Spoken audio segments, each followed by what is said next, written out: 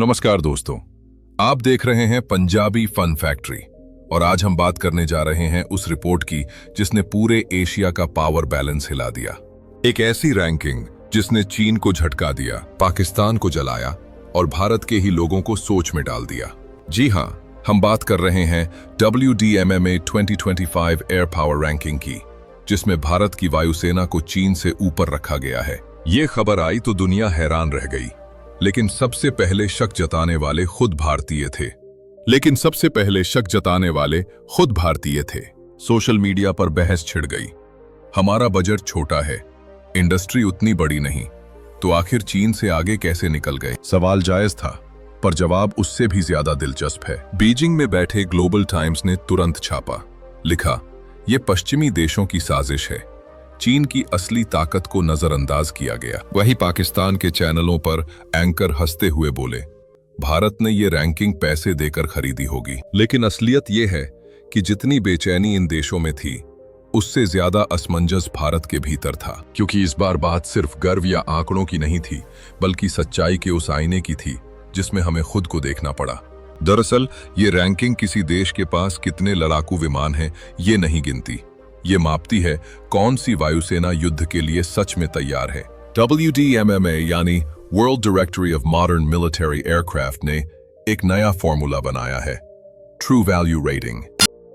यानी कितने mission ready हैं, कितने मॉडर्न हैं, कितने बैटल टेस्टेड हैं और कौन से देश के पायलट सबसे ज्यादा प्रशिक्षित और अनुशासित हैं। इस फॉर्मूले से जो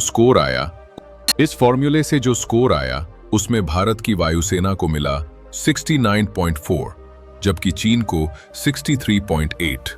6 अंकों का फासला, जो भारत की रणनीतिक तैयारी का परिणाम है। भारत की वायुसेना का सबसे बड़ा फायदा है उसका बैटल टेस्टेड एक्सपीरियंस।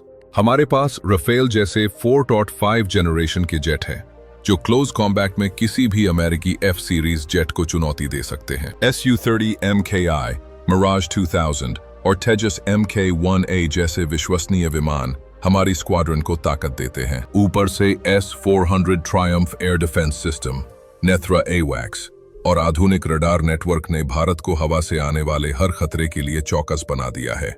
वहीं चीन की कहानी बिल्कुल उलट है।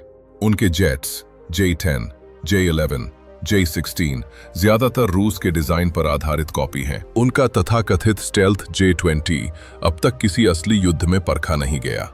यही वजह है कि WDMMA ने लिखा, China's combat capability remains untested, while India's readiness is proven in real operational environments. इस रिपोर्ट के मुताबिक भारत की रैंकिंग बढ़ाने में ऑपरेशन सिंदूर 2024 की भूमिका भी अहम रही। ऑपरेशन सिंदूर 2024 की भूमिका भी अहम रही। उस दौरान भारतीय वायुसेना ने सीमित संसाधनों के बावजूद हाई एफिशिएंसी मिशन चलाए। वहीं चीन और पाकिस्तान, जो संयुक्त प्रशिक्षण कर रहे थे, कई बार ऑपरेशनल असफलताओं का सामना करते नजर आए।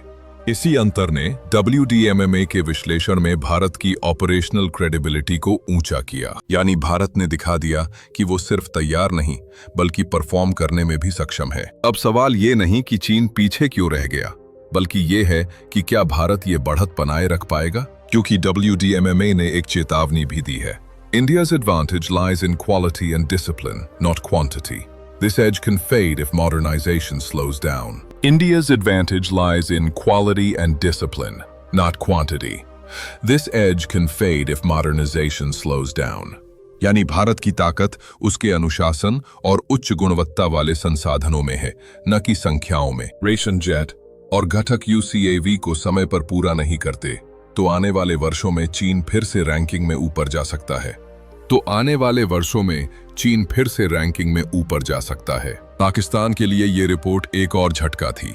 खुद को दुनिया की टॉप एयर फोर्सेस में गिनने वाला पाकिस्तान WDMMA के अनुसार सिर्फ 18वें स्थान पर है। इसीलिए वहां के चैनलों ने इस रिपोर्ट को मजाक में उड़ाने की कोशिश की, ताकि हार की चुभन कम हो सके। मगर हकीकत यह है कि भारत और चीन की दौड़ में पाकिस्तान अब बस दर्शक बन चुका है, और यही बात उसे सबसे ज्यादा परेशान कर रही है। तो दोस्तों, ये रैंकिंग सिर्फ गर्व का कारण नहीं है, ये जिम्मेदारी का प्रतीक भी है। हमें ये नहीं भूलना चाहिए कि ताकत एक दिन में नहीं बनती, और अगर उसे संभाला न जाए तो एक पल में खो भी सकती है।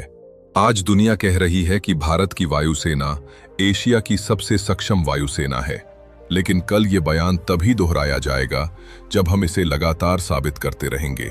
और सबसे जरूरी बात, जब हमारे अपने लोग ही सवाल उठाएं तो इसे कमजोरी मत समझिए। सवाल ही उस देश की पहचान है जो खुद से बेहतर बनने की कोशिश कर रहा है। गर्व भी करो, पर साथ ही काम भी करो, क्योंकि जो देश अपनी ताकत पर शक नहीं करता वही दुनिया को यकीन दिलाता है कि आसमान अब उसका है।